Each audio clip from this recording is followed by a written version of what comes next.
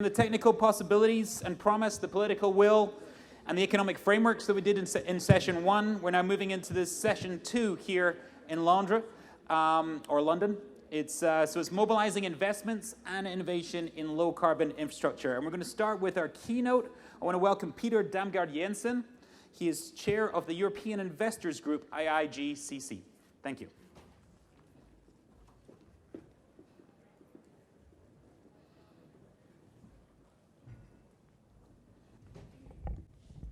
Thank you very much for the introduction.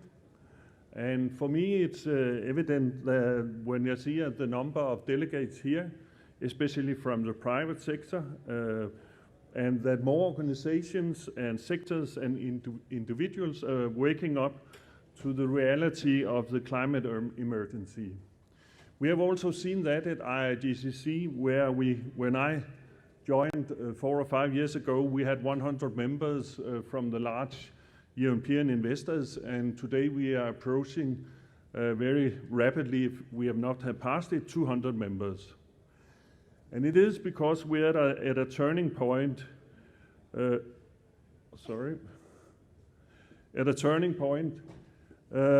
terms of how we can tackle that emergency. And the pledges that we make over the next 12 months, both from countries and businesses, are essential, and the global efforts to implement these pledges over the next 10 years will determine whether or not we are able to limit global temperatures increase to 1.5 degrees. This will require unprecedented global efforts, and we know already that such ambition will be challenging to attain. The changes to national economies will be significant, but the benefits unmistakably outweigh the impacts of insufficient action. On the one hand, greater action on climate change could deliver 26 trillion in global economic benefit to 2030, whereas without greater action, the world is on track to see long-term temperature rise at around 4 Celsius degrees, and with 23 trillion of associated global losses over the next years. Therefore, both science and the market fundamentals are clear. The cost of inaction will be catastrophic, and so we'll need much greater investments both in mitigation and adaptation until 2030. If I look at the mitigation area in my role as chair of IIGCC, but also as CEO of PKA, a Danish pension fund, I recognize that the public sector will not be able to do this alone. Private investors will need to take action.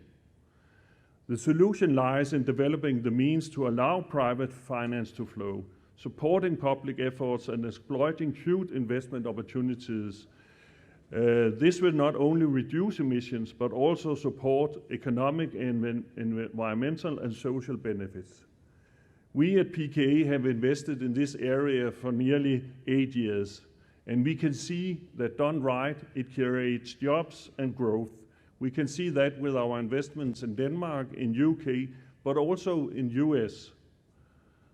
I see the role of governments as setting the right policy frameworks and objectives that allow us as investors to come in with our investments. This involves policies and long-term strategies, so it's secure for us to see where we can invest and for how long we can be sure that our investment will be stable. But it also creates, and that might be the difficult part, it also takes that governments, and that's both central and local governments, creates the opportunities, the investable projects that we are going to invest in. And there we have a job to work together between investors and governments. We are already seeing some successful policies doing just that, with green investments mobilized in many developed countries. And PKA, as I said, is already present in many of these markets. We, for instance, have invested in the North Sea in many large offshore wind parks, both in Denmark, Germany, UK, and the Netherlands. And today we have 3 billion out of our assets under management, that's 40 billion, invested in green infrastructure. We have also invested in US and are now looking at Asia. But due to high risk and immature markets, we are not there yet in large scale in emerging and developing markets. And that this remains a key challenge for the green transitions globally. We have seen some promising developments where PKA has invested directly in both Africa, Latin America, and Asia. But compared with the investments we have done in the developed market, we are still at the beginning. Here I see the role of blended finance as an important enabler that makes it possible for us to go into markets that we normally would see as too risky or too difficult because we don't have the knowledge. Another enabler is that we have seen the price for wind and solar coming down, which makes it possible for us to invest in more and more cases without public subsidies. We have seen that in Northern Europe, we have seen that in US, but we still have to see that in the developing market. But I hope going forward that these opportunities will be scaled up. That's also what we need.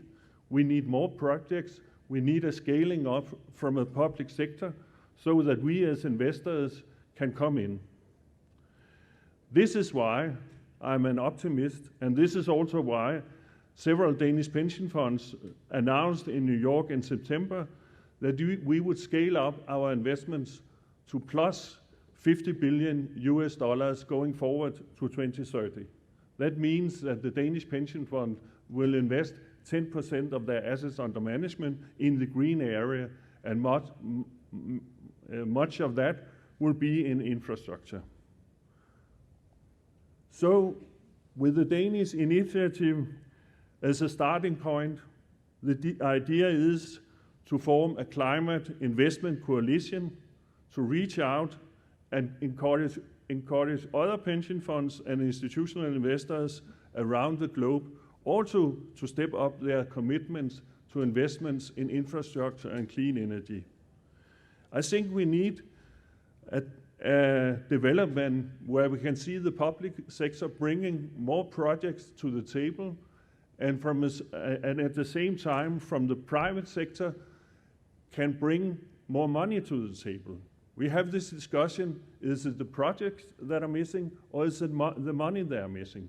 I think if we have the right projects that are investable, then we will also have the money going forward.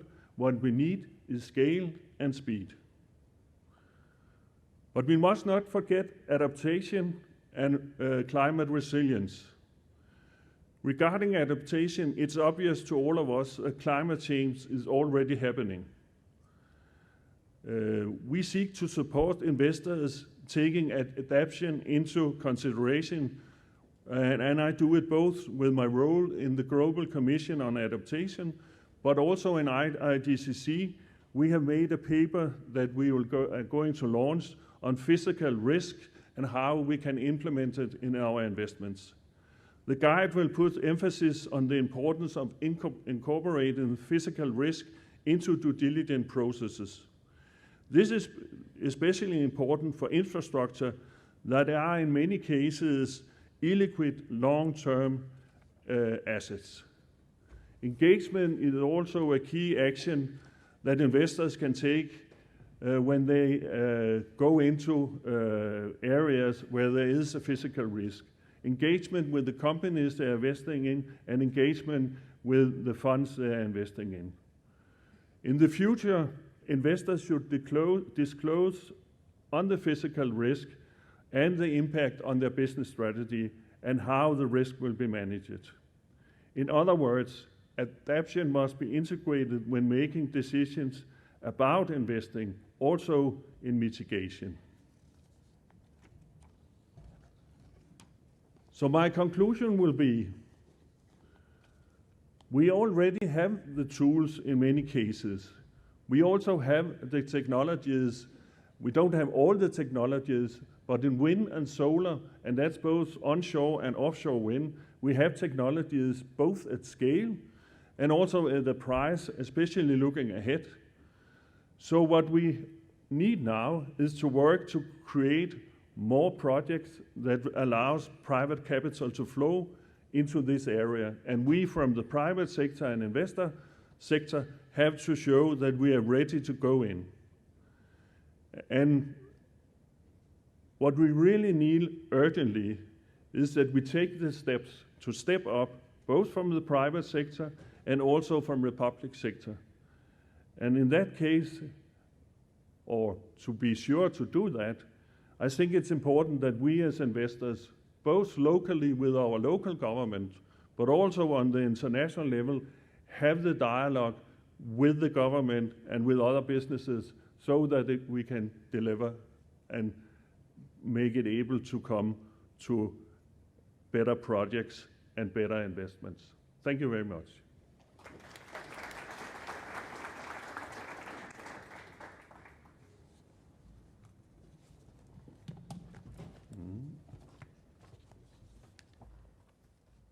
So Peter's going to stay on the panel, and thanks for such a clear call for collaboration and scale. I'm now going to welcome up Dario Traum, Head of Policy EMEA for BNEF, to lead the panel.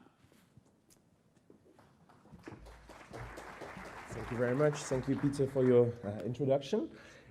Before I invite the rest of the panel, I just want to quickly share a framework that we've been working on with the Climate Finance Leadership Initiative. Essentially, it's going to help us set the stage a little bit. The Climate Finance Leadership Initiative was launched by Michael Bloomberg about a year ago. And in September, we released our conclusions, which essentially identified 5 key challenges to what's preventing us from seeing climate finance scale to the levels that you would need it to get meaningful decarbonization. So the first one is one of cultural inertia. Essentially, even where some of the clean technologies are more competitive than their polluting alternatives, because of culture, because of our history with these technologies, we don't do it. So there's tens of gigawatts of coal today in development and places where solar and wind, for example, are already more attractive. The second one is one of risk.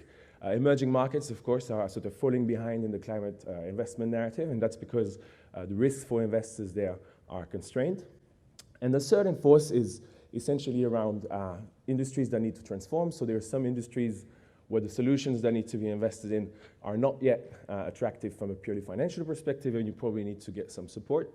But also, there are some livelihoods and assets that are just going to have to be impacted by the climate change mitigation efforts, and there probably governments and companies need to work together to support these industries that are going to, and communities that are going to suffer. And the last one is challenge 5, and that's one of software, essentially. Regulation of the financial industry and incentive structures are not yet tilted towards climate change in their day-to-day operations. So that's very much the regulator's effort. And I'm lucky that I have a perfect panel to cover all of these topics. We probably won't have time to do it for this session today, but we're going to try. So first, I'd like to invite Barbara Buchner, from who is the Executive Director at Climate Policy Initiative. Welcome, Barbara. Then I would like to invite Dr. Rose Mwebaza, who is the Director of the Climate Technology Center and Network, working on technology transfers. Then I'd like to invite Jorge Soto, who is Sustainable Development Director at Braskem and co-chair of the ICCA Energy and Climate Change Advocacy Task Force. And last but not least, Gema Sacristán, Chief Investment Officer at IDB Invest, the private sector institution of the Inter-American Development Bank.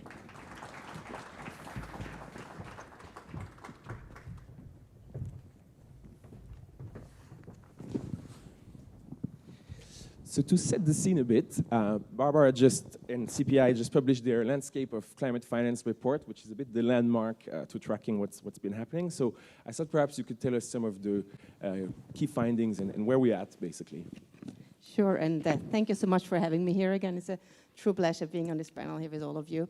So yes, so at CPI we have been tracking investments into climate-related activities since 2011, and this year, a few weeks ago, we have published our most recent update that for the first time really gives you a sense of the commitments after the Paris Agreement. So we have now data for 2017 and 2018, and I think the good news that we have seen is that for the first time, investments, global climate finance flows, all public and private that we are able to track, have crossed the $500 billion threshold.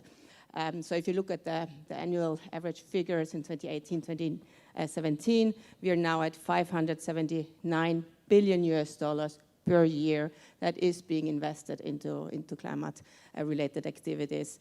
That's about 25% more than the previous 2-year average. So I think that certainly the trend, this increase, is good news. A little bit what is behind it, again, a few highlights. I think also coming, after your great keynote here, Peter, I think what we see is that the public sector still is the key engine behind the overall climate finance landscape. We do see that public investments are still key, in particular in the harder sectors, and also to create the enabling environment for the private sector to come in. But we have seen a continuous trend in the private sector actually taking the lead and being the dominant source of overall global climate finance flows. We are now at 56% of overall flows are coming from the private sector. And certainly that's something that I think needs to continue to happen, because we do all know if we want to close the overall investment gap that we really need to attract the large capital pools that I have sitting here on my left-hand side. So I hope that there's some good insights there. I think just 2 more insights, and then I'm going to stop. But one, again, I think it is important to acknowledge the role of domestic enabling environments. We see that 76% of overall flows, overall finance is raised and spent in the same country. And that again shows the importance of certainty of good regulatory environments for investors to really come in and go into these areas. And the final point I just wanted to make on that is adaptation. Peter, again, you've mentioned it as well. Obviously, there is still some data issues as well, but still from our overall global climate finance flows, we see that the large majority is still tilted towards mitigation. We have 95% of the overall climate finance that we can currently track is still going towards mitigation. And while adaptation finance has increased, there is for the first time a pronounced increase, it's still at only 5% of the overall flows that we are able to identify. So I think that certainly adds to the urgency that you have mentioned before. And so just finishing, again, certainly good news that we've seen the increase, again, over $500 billion. But also, I think a call for urgency. We're falling far short of where we need to be if we want to go towards the 1.5-degree target. And just the final figure here, the IPCC has indicated that just in the energy sector alone, you need about 1.6 to 3.8 trillion US dollars per year to making the whole sector low carbon. And so I think, again, good direction of travel, but certainly a clear call for action and urgency here.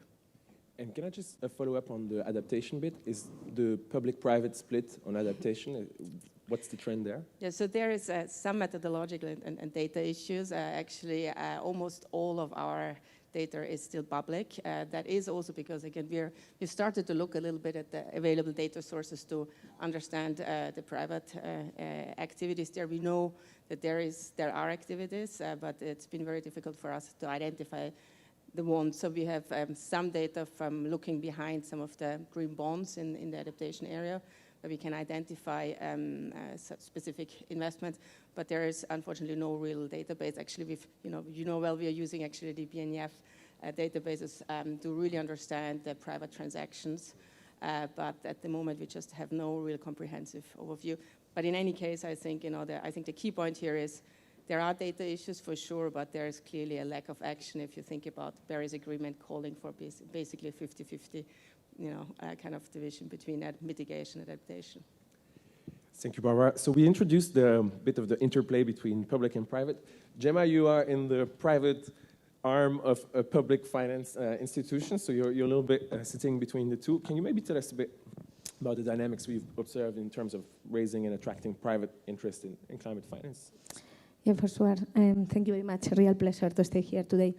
We have seen a growing interest from the investors in sustainable infrastructure, for example, especially in energy, where both utility scales, both in solar and in wind, have been already proved. They are maybe due to the fact that the technology is already proved and that pricing is stabilized. We see much more interest, but still we see a lot of challenges when you try to finance other kind of investments, especially in energy. When we talk about distributed solar, we see, still a lot of challenges, especially when investors wants to really find models that are scalable. So we are seeing small transactions, especially in some countries. The less developed, in certain cases, seem or look to have much more interest, but those investments are not scalable. So if we really want to mobilize the bulk of money that the industry has available, especially from institutional investors, we need to prove new models. So in one hand, a lot of interest in sustainable infrastructure. The second, we see more interest in electromobility, both in buses and in electric cars. And there is still a little bit the same. We are seeing some new models in some countries, especially in the largest countries in Latin America, in Chile, in Peru, and so on, but really difficult to see that any model is proven. So we see one-off transactions with a lot of interest from big investors and big sponsors, especially internationals, not too many from the region. There are big companies that are trying to prove models both in developed countries and in developing ones, but still a challenge to prove that those transactions are scalable. So difficult to move a lot of resources there. And the third part where we see interest is for sure in resilience investments, both in agribusiness, in ports, and so on. But there is still a little bit the same that in the rest of the industries. So difficult to have models that are scalable. So we see a lot of one-off transactions, a lot of interest, especially from some institutional investors that are willing to invest or to put some resources in emerging markets. But there we need to be really aware of the fact that most of these investors are looking for investment-grade transactions. So the risk-return model is still there. And when we talk about emerging market, and especially in Latin America, as of today, we only have 5 countries that are investment grade. So quite difficult to find good opportunities in or taking into account the matrix risk return, and also the ones that are scalable from the climate fund. So still working on that. Thank you. Well, I think on the side of bright news, it's good to hear that utility scale renewable projects are pretty much possible almost everywhere. We've had very big deals in Senegal recently. I was going to come to you, Rose. You actually help sort of bring technologies to market, make them mature in countries where they're not that available yet.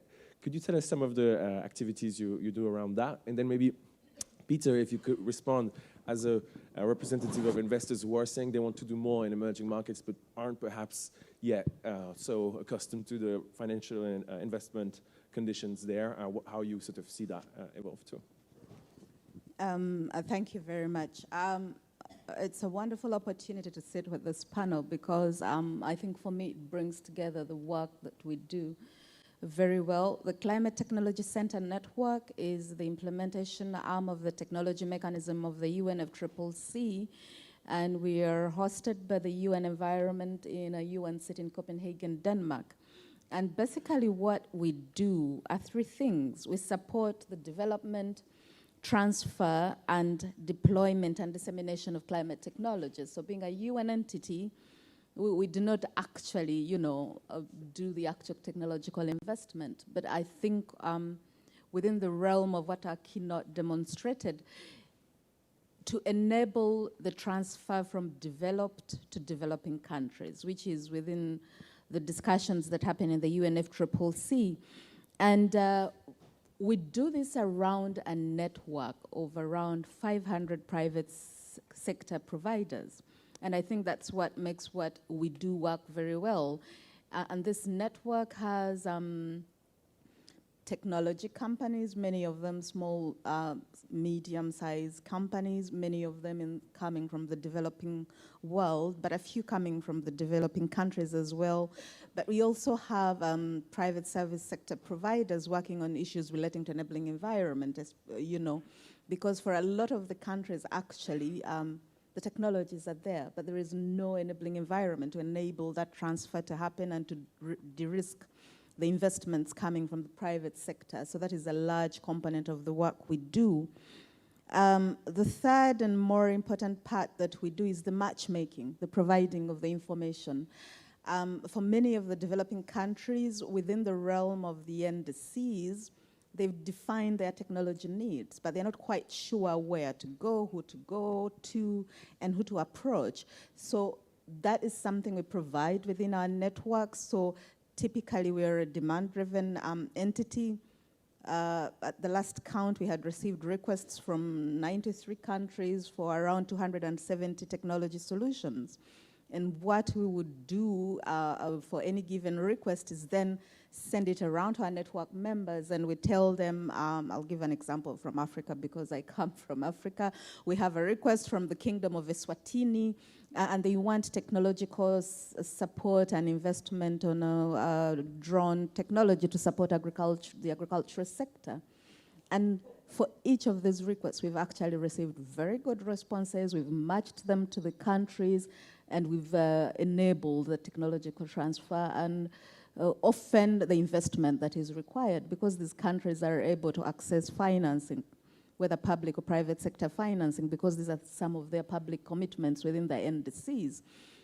But this happens repeatedly. So for example, for a lot of the requests that we get from the Asia-Pacific region, it's about creating resilience and infrastructure because of the really turbulent climate impacts they're experiencing these days. And there are a lot of technologies now on creating resilience, and so we provide that matchmaking. But I think one of the important challenges we are facing right now is what has also been pointed out in the keynote, scaling up. We've received some very good technological solutions that have worked, but how do we scale them up? Because within the realm of the work we do in the UNFCCC, I think the language our governments are using is transformation. How do we get the resources, the enablers that include technology and finance and policy to scale up so that we are able to actually achieve the transformation that limits the global temperature rise within what is acceptable. So those are some of the issues I'll share with you right now. Thank you. Peter, maybe the patient investors that you represent? Yeah, the good part of the story, as I said, is actually we have the technologies now. We didn't have them at the right price 4 or 5 years ago, but we are approaching the right price. And also the good thing is actually, at least I have knowledge of quite a lot of investments done in the emerging markets. So we start to see the investments, how they are done, but we also start to see as investors, and that's the important part, that the returns are coming. Because they're not just doing the investment, but also see the returns. But we have to, there's a lot of work to be done, and we as investors, of course, also have to reach out and say what we need, and we need the size and the scale of the projects. I also think it's important because we see a lot of projects where the technical side is done, but the financial side also needs to be done. How do you want to finance this? And then if institutional investors have to play a role, then you have to see how can you create some kind of more or less secure income stream. It could be by government subsidies. It could also be by long-term PPAs, maybe guaranteed in some form from the public sector or from development banks or whoever it could be. I think in the long term it will be on purely market conditions, but we are not there yet. Thank you. Jorge, maybe, I mean, the companies you represent, you operate in emerging and developed economies, you work all around the world, and you're also an industry that needs to decarbonize. And so, I mean, maybe you could tell us a bit about, are there any differences between the solutions that are being rolled out in emerging markets versus those that are rolled out in developed countries, and what are sort of some of the key investments that you're looking at now as an industry? Thank you, Dario. First of all, let me say thank you on behalf of ICCA to be here. ICCA is the global chemical industry voice. We have about 90% of the sales of the chemical industry as members of the ICCA. In 2009, we established a group on energy and climate change to try to position the chemical industry as a solution provider for the challenges of climate change mitigation and adaptation. And during this period, we have done a lot of studies and works in order to deliver this message. And the last one was issued just in this COP about the innovation that the chemical industry is bringing and could bring more in order to tackle your question. In different places, there are different solutions. And we have alumni that we hired KPMG, and they helped us, and they analyzed 130 different kind of technologies, and we have selected together 17. And those 17 technologies could deliver about 5 to 10 gigatons of emission reductions. Gigatons is 5 to 10 is about 2.5 or 5 times the emissions of Brazil. So it's a huge amount that the chemical industry could support the solution. This solution is applied not only to our own sector, our own facilities, but also the value chain. The chemical industry could help the value chain. In this case, I think that connecting with the finance aspect, connecting the issue of how to finance this scaling up of this development, I think that the value chain relationship could help with that. I'll give you 2 examples. Braskem became the largest biopolymer producer of the world because of one of our clients, Toyota Tsusho. We're very proud of having this client, offered to buy our products before having it. So it's a way of financing. And on the other side, in the upstream side, in the suppliers, we are now, in this moment, putting in place a project. This is being financed by our supplier, that's Siemens. That with this project, we will reduce 100,000 kilotons of CO2. So that's, I think that many different companies are doing different things, but in general, the chemical industry is bringing to the table projects, as Peter suggested. We need projects. And those projects are around the world and are being offered on the demand side of financing. And I'm sure that with this kind of tools that the finance sector is bringing, the chemical industry could really deliver solutions to the society. Thank you. I think there's a theme that's coming out a bit around sort of you need differentiated technologies and solutions based on the market you operate in, but you also need partnerships to work along supply chains. Maybe, Barbara, you look a lot at some of the innovation that's happening in climate finance. Are there some key recent innovations that have shown that they can address or take these opportunities that we've been hearing about? Right. Yeah, and I think I agree. I think there was a nice theme, and I actually want to come back to what Peter said before, like, the financing side very often is missing. So, there's technologies, but very often, what has worked in the past is not necessary in terms of financing approaches, does not necessarily work for, renewable energy efficiency, even less so in the land use space. So what I want to share with you is actually one initiative where you can come up with financing solutions that can actually address these issues and think more creatively of how can you address the different risks that currently keep investors from coming into the climate-related kind of markets. And the one, again, there's several solutions, but the one I want to share is an initiative that we run at CPI, which is called the Global Innovation Lab for Climate Finance, which basically is a public-private initiative that brings together sustainable investment experts from governments, development finance institutions, institutional investors, commercial banks, and other private sector institutions. IDB is a part of it, and many others actually here in the room. And the goal of the lab really is to unlock private investment into sustainable development at scale. And it does so by identifying and then developing and ultimately helping to launch new financial solutions that really can address the risks and attract investment. And just in a nutshell, we are now in our sixth year. And what has happened there, we have managed to develop more than 40 instruments and business models that really are across mitigation, adaptation activities and projects. And these 41 solutions now have attracted, actually, we will announce it, this week and the next days actually, but they have mobilized more than $2 billion in concrete financing for projects. So we have a number of projects in emerging economies only.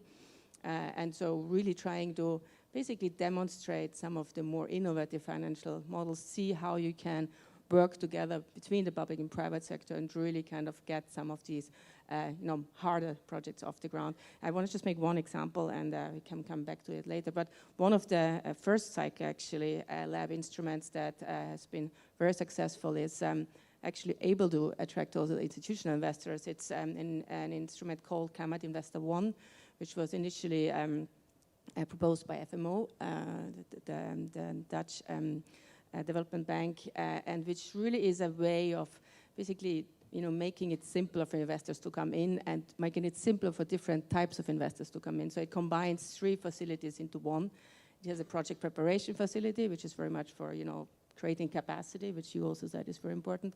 It then has a construction facility, and then it has a refinancing facility, which again allows also institutional investors to come in. And we do have some pension funds who have come in there. And so I think just to say, I think there's a lot of innovative thinking ongoing on how, and IDB has been very critical in this area as well, and how can you really come up with new financial approaches that really allow to distribute the risks to those that are most able to take them and de-risk investment in order to attract some of the investors that at the moment are not yet and that largely involved in these areas. Thanks. That actually brings me to you, Gema. We've heard that in the chemical industry there's a handful of activities, investments you can make that can already deliver massive results. You guys in your recent report promoted quite a bit the thematic bond topic, and one recent example was Enel sustainability bond. They just announced we associate that bond to target of decreasing our coal capacity, increasing our renewables. Extremely popular in the market, and it's just financing that's linked to very clear targets and KPIs. Could you tell us a bit more about what you've been seeing in this sort of thematic bond space? For sure.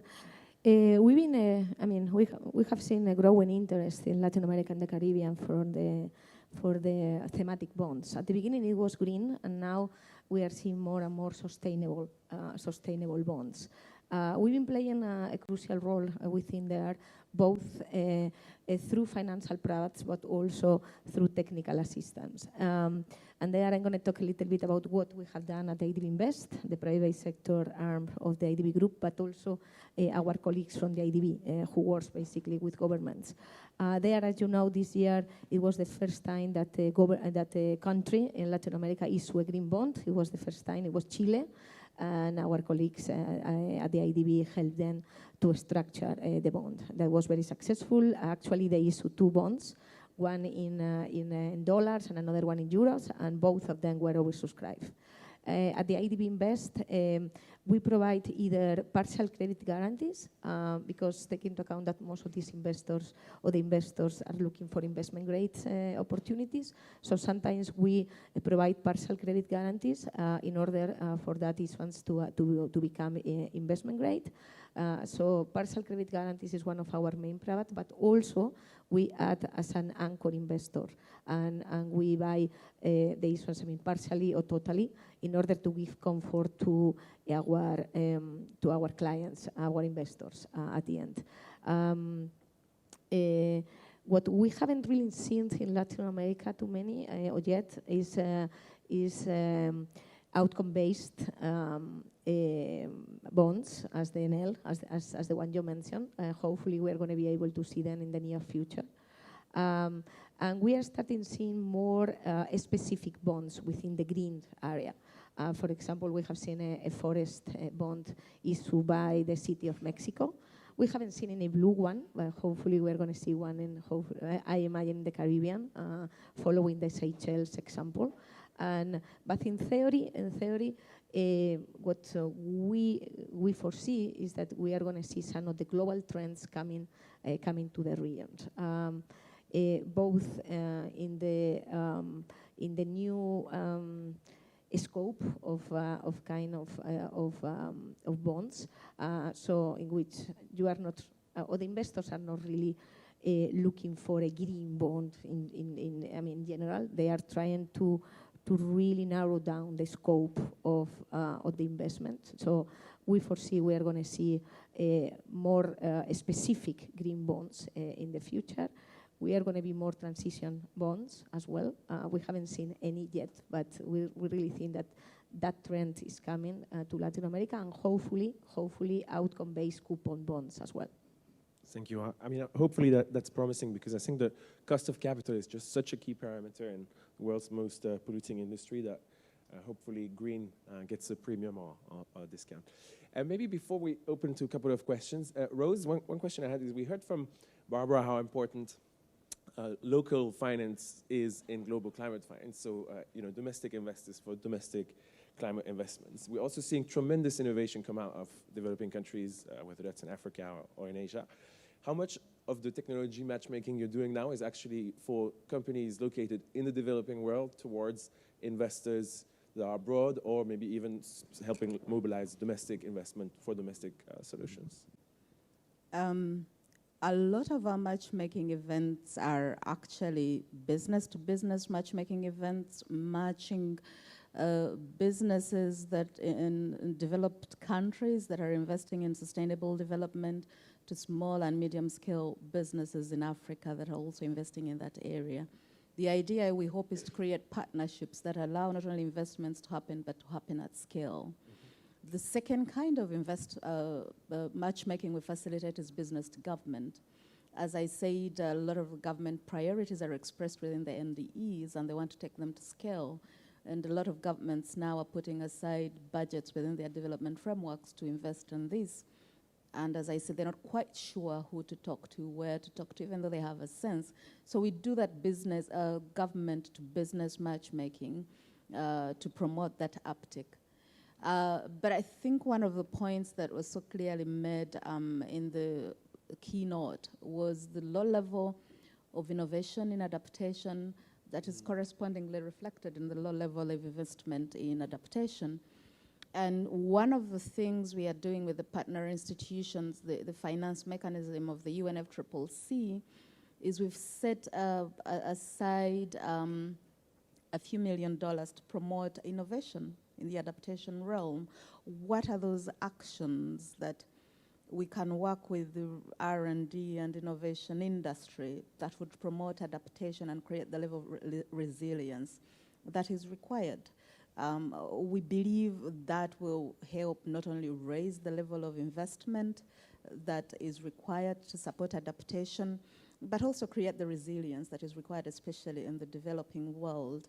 The other part we are doing to promote this, as I said, especially with the Green Climate Fund, is to provide what we call in the realm of the GCF readiness. A lot of the countries are not ready. They don't have the right policy frameworks. They don't have the right data and statistics, so there's no baseline information for investors and business. And there's simply no institutional mechanism when an investor goes in there. They don't know where to go, who to talk to, and where to find the right information to just set the right frameworks and put the countries in a state of what we call readiness to attract that investment and enable the transfer. Thank you, Rose. Yeah, I think definitely on adaptation, a lot more to do. We have time for one or two questions from the crowd only, unfortunately, because we're running out of time. Maybe the gentleman over there who just stood up, and please keep them short, or I'll stop you. And we'll take the two questions in a row, and then we'll try to answer them. So maybe the two gentlemen over there, the microphone is already in that area. Okay, we are moving towards an action plan for 2020 onwards for the climate change. What we are proposing that to convert the biofuel, the standard fuel into a biofuel, into a low carbon fuel. So we planned it to meet the demand for the whole world. So basically what we want to do is roughly to plant almost 329 billion trees all over Africa. So my question is that in terms of ROI is very good. How can the investment can be brought easily to countries like Africa, where has the diverse conditions of the government? Thank you. Thank you. One more question over there. So I think here let's see more sort of what are some of the key solutions to attracting investors to more risky markets. Okay, to try to be short, I'm working together with Soto-san in the ICCA. So he introduced our innovation report in which 17 solutions can contribute to the to lower the carbon emission. So my question to the investors are how do you evaluate such a new technology in the early stage? So it's sometimes very difficult to estimate that. That is my question. Thank you. And so I think I will combine the answers, who are actually quite nice and broad, with also closing remarks. So maybe in order of appearance on the panel, starting with Peter. I'll start with the last question. There's a problem for large investors like us, and I see my colleagues also, to go into startups and new ideas, because our organizations are far too much focused on scale and large investments, and we don't have the right people to really judge that. So with the way we would normally go into that kind of investments would be through venture funds. And until now, we have only invested in venture funds that are targeting the developed markets. The next step would be also looking at venture funds in the emerging markets, but still that would be too much risk seen from our point of view. And maybe there should be governments or other parties stepping in that case. And then if I look at investment in Africa in new technologies or new kind of fuels, it's a little bit the same answer I would give there. That normally we would come in when the technology is proven, and that's both technically proven, but also has a cost that makes it reasonable for us investors to go in. We could take part in a pilot project, but then it would be a pilot project that would lead to a larger project very fast. So actually I would say it's not us as institutional investors you should look for, but maybe some of the funds that operate on a lower level where some of our money might be, but not directly from us. Thank you. Barbara? Thanks so much. Yeah, I think it's just a few general reflections, and then I think particular to the question of, which I think particularly are true for how to create the track record in Africa. I think what is needed certainly, and what we see is still the critical role of the public sector. I think both policy, really making sure that there is the right enabling environment also in African countries, and really working on that from the domestic side as well. But then also using public resources, public financial institutions using the public resources most effectively. I think we really need to think about how can you get the most impact and crowd in the private sector with public resources. I think that's the first point. I think the second point, still how to really scale up, is create the track record. I think it's urgently needed that the public and the private sector continue to coordinate, to rapidly scale up investment beyond renewable energy. I really feel this is like adaptation, land use, Again, there are lots of good kind of pilots, but I really think we need to think how can we get to scale there. And I just want to make a plug here actually in Africa. Our innovation lab, we now start also some more regional focus areas and priority areas. So we have one on Southern Africa at the moment, but we have a number of instruments in Africa, so be happy to share some of those. And I would invite those of you who have good, innovative financial ideas for financial solutions to talk to me and my colleagues here. We currently have an open call for ideas again for the lab. And then just, I think the final point I want to make, actually, I have a few others, but I'm stopping here, is I think we really need to phase out fossil fuel investments. There's been a lot of good developments into this direction, but we are still not there. And I think, again, looking just at the finance numbers that we are tracking, if we look at the brown side of what is going on, I think that needs to stop. And I think we really need to seriously talk about that, because that's the big elephant in the room. And I feel we can continue to do better a little bit, step by step, but we really need to phase out the fossil fuel side. Thank you. Rose? In closing and in trying to respond to the question on how to attract investment in Africa, I think one of the key barriers that is truly important to be dealt with is simply the sheer size of the continent and the number of countries. It's 54 countries with 54 laws and regulations in quite complicated contexts, which can be quite daunting for an investor. So one of the things we are working with the African countries to do within the regionalization framework is to promote regional standards and approaches and policy environments, so that if you're going to the Southern African region, the energy standards are the same, the policy and regulatory frameworks are the same, because it's difficult for an investor. If you go in Botswana, it's a different country, and you go to South Africa and it's a different environment and laws. It doesn't allow for scale, but it also makes the investment more expensive. So we've started with Southern Africa on the energy sector, because Africa is an energy poor continent, and that is one of the #1 priority requests coming in terms of technological support to not only light the continent, but to power industry and development. And so working with the region to promote uniform standards across the region that would enable investment at scale across the region. We are doing the same across the other regions, because they've now created power pools that enable this uniform policy development, so that you're not dealing with 54 different countries, but a uniform system that allows for seamless investment in the region. Thank you.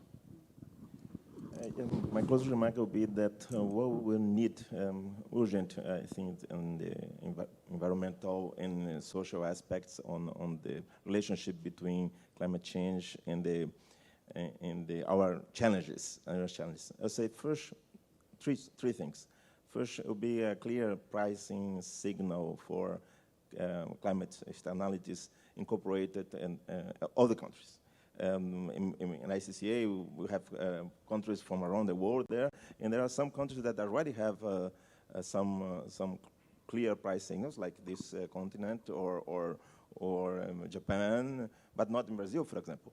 So we don't have in all the countries the economic incentive to do more, and this could be a very good economic incentive. The other one is related to the engagement of the consumer. Somehow the consumers, there are some that are already aware of this issue, but they don't have enough information. So some simple things like labelings should be spread. I think that would be useful for attract the consumer side in the equation. And the third one, investors. We are hearing a lot of a movement on the investor side. And here we have some. But in the private investor side, when the analysts don't know how to do that, although there are some movements of including ESG analysis on this movement, but it's still really concrete analysis and good analysis. We are lacking on that, especially in developing countries. So I think that these three will be helping us on financing, on improvement, and doing more to solve the climate change challenges. Thank you very much. And last but not least again. As the multilateral institutions play a role in mitigating those risks. And we have seen different products that we think could be scalable in the future. First of all, partial and total credit guarantees, especially when we talk about instruments in the capital markets, but also very important the role that blended finance is playing, basically to pilot, scale, and mobilize private capital towards those innovative business models and new technologies. And there we have a lot of examples. As of today, we manage more than 800 million in 17 different projects and programs with seven donors. And we are always trying to prove as I said, new technologies and new models. We have several examples, but I would like to point one in Chile. It was with a transaction or with a project called Cerro Pabellón. It was the first geothermal project, both in the country and in South America. And the Green Technology and the Clean Technology Fund provided a 30 million grant to loan, a grant convertible in loan, in order to prove this technology. So we really think that blended finance could play a role, and as the multilaterals, together with these supranational funds, are going to be key in order to mobilize more resources from the private sector and to crowd in the private sector, taking those risks that the private sector is not willing to take at this moment. Thank you very much. So maybe a few closing words from me and a big thank you to everyone. I mean, first, it seems that whilst the climate crisis is very urgent, we might need to have some investors accept to be a bit more patient and seeing their returns than they have so far. And the other one, I think the standout word is very much partnerships. It seems that across investor types, industries, public and private in general, we have both the obligation and the opportunity to work together more to meet the climate change challenge. So thank you to the organizers for giving me such a diverse panel, and thank you for listening.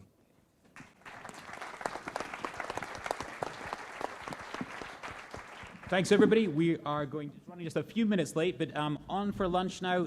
If for more on climate finance, after lunch, climate finance for cities is in the other room. In this room, electrifying mobility on the road towards zero-emission transportation. See you in an hour.